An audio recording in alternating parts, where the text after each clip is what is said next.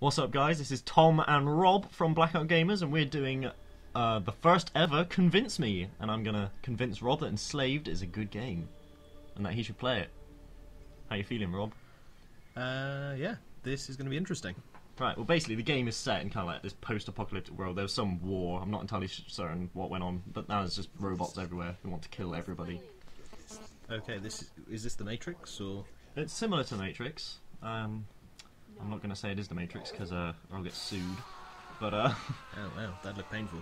yeah, one thing I have to say is the facial animations in this game put other games to shame, like LA Noire. I'm just putting that right out there, Rob. Yeah, I'm totally going to disagree with you there. I actually haven't played it anymore. I've seen videos of LA Noire, and I think the facial animation in this is awesome. Yeah, for its time, I'm pretty sure it was one of the top ones. But Yeah. LA Noire really pioneered that, especially when you look at the kind of actors that they had, like Greg Grunberg from Heroes, stuff like that. Yeah. Carry on. I suppose this has got Andy Serkis in it. The main character, Monkey, who is the guy climbing about right now, is actually voiced, facial animated, and motion captured by Andy Serkis, the guy who played Gollum. Okay, well, he kind of pioneered the whole motion cap thing with Lord of the Rings. Yeah. He didn't really look like him. He doesn't. His Monkey's face, it looks like it's been quite fleshed out, quite kind of beefed, because he is meant to be this huge, massive, muscular bloke. Fair play. I suppose they didn't really want it to hugely look like him as well. No, they probably didn't want to have Gollum swinging this stick around, to be honest. Yes. Smeagol! Is he looking for a ring at the end of this? Or?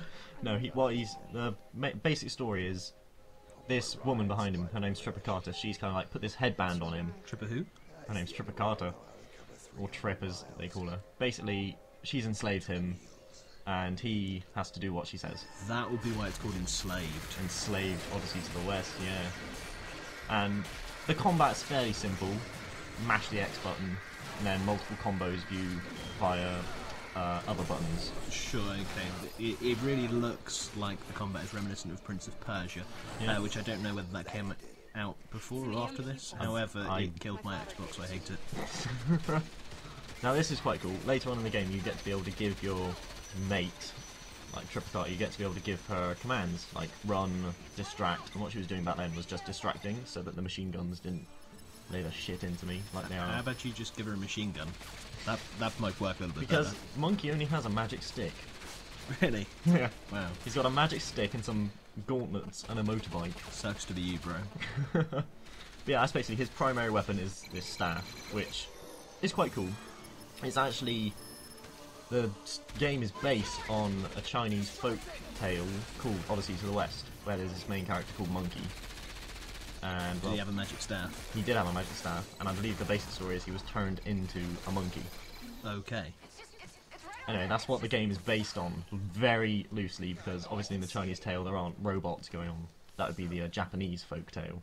Yeah, like Gundam Odyssey to the West. But yeah, this is like, it's very much a platforming game. Yeah, it looks a lot like your kind of Assassin's Creed ledge jumping kind of stuff. Yeah. With a little bit of Uncharted kind of stuff Yeah. kicked in there as well. It's like this game was made by Namco. This one was. Didn't Yeah. they used to do old school fighting games? I believe they did. You have no idea, do you? Just let me look at the box, everybody, because I've forgotten who made it. Yeah, Namco. Oh, okay. It was made by Namco. I might be wrong, but whatever. I'm not. The cover art on the box is awesome. Yeah, well, we can show Yeah. that to everybody.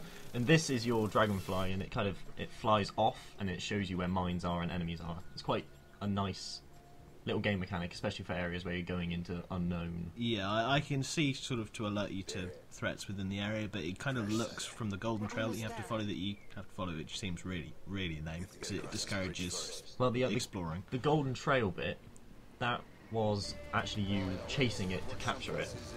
So that's not like it leading the way. Okay. It's not like the Fable golden trail, which I always turn off. Yes, oh, totally. This little surfboard is the cloud. The cloud, yeah. The cloud. It helps you get around areas faster, basically. Okay, there's another Dragon Ball Z reference, everybody. Or Dragon Ball, because he didn't have it in Z. This is a really long sequence. By the way, you might recognise this bridge because the game is based in New York to start with. It did look like that major one that they always include in the end of the world movies. Yeah, you know, like Independence Day and They have Spider-Man. Yeah, they had Spider-Man. Yeah, Spider-Man's an end of the world movie. But yeah, it's very interesting how they sort of like highlight all of the platforms you can jump between as well, just for the people who are too thick to kind of work it out. yeah, there is one with the climbing sequence. It is very easy to find out where you've got to go, and if you are stuck at any point, you can just mash the jump button and rotate the analog stick, and he will eventually find where he's got to go and jump. It's very nice platforming. It's very fun, but it does take away the whole kind of exploration and the challenge. And the challenge, yeah. There is very little challenge. This game was not... The only difficult parts on hard was the combat. I kind of like the game where you can jump off and die if you're not paying attention. Yeah, you cannot fall off anything in this game. That's really stupid. But I really enjoyed this game. The AI, though, the AI that controls Triplicata, or Trip, is just quite smart. It's not a stupid AI.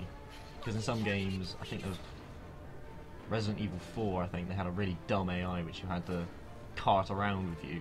Yeah.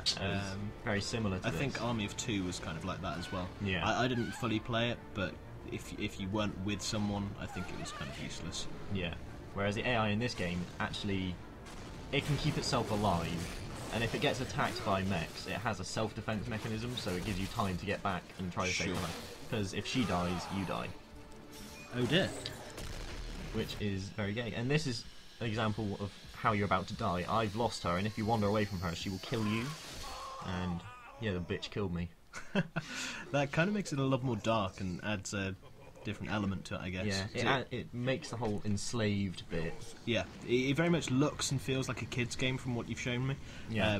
But that makes it a little bit different. It adds a darker element to it. Yeah, very dark. It's got a nice... It's filled with lots of nice little puzzles as well. Like, for example, I'm trying to move these trams around to get a submarine out.